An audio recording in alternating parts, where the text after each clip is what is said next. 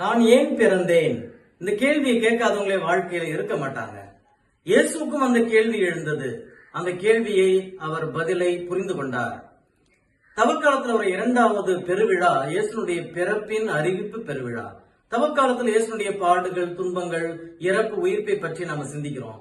இதுல எதுக்கு இயேசுனுடைய பிறப்பை பற்றி ஒரு பெருவிழா இருக்குது அப்படின்னா, இயேசுனுடைய பிறப்பை பற்றி புரிந்து கொண்டால்தான் அவருடைய இறப்பை முழுமையாக தெரிந்து கொள்ள முடியும். இயேசுனுடைய பிறப்பின் மறைபொருளை அவர் எப்படி புரிந்து கொண்டார் பாருங்க.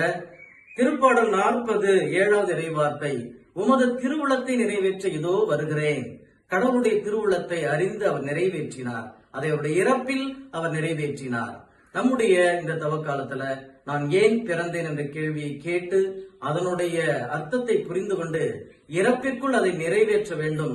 அதற்காகத்தான் ஒவ்வொரு ஆண்டும் இந்த தவக்காலம் வருகிறது. நம்முடைய பிறப்பின் மறைபொருளை அறிந்து கொள்வோம்.